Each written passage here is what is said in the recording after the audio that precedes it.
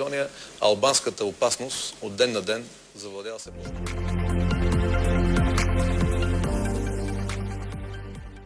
Заев, почитувани, колкото да се въртиш, Македония е българска. И колкото и да се въртиш, Албания все ще ти от запад.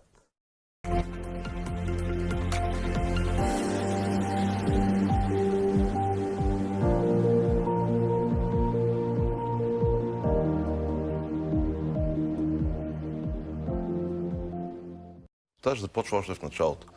Какво знам имаше на джамията, забелязахте ли? Дайте да видим началото на репортажа, Това го има още 5 пъти в репортажа. Дайте да видим началото какво на знам има на репортажа. джамията. Протурска политика или подозирате или проислямство, защото тук направите това Просто разграничение. вижте знамето на джамията безопасно. и почваме да коментираме. Каква е началото на репортажа? Ето го знамето. Какво знамето? Добре, турското Турското знаме. знаме. Сега, айде, приятели, както виждате, освен в знамето, имаше много интересно изказване на самия кмет на турски. Каза, мен не ме интересува какъв е официалният закон. Аз ще говоря на турски.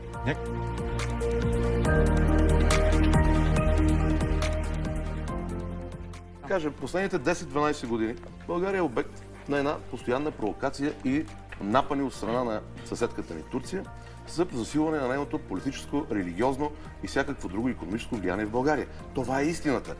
Сега за турско радио в Кърджали. Забележете, обаче, вие казахте Кърджали. Това радио трябва да обхване Хасково, Асеновградско и Смолен.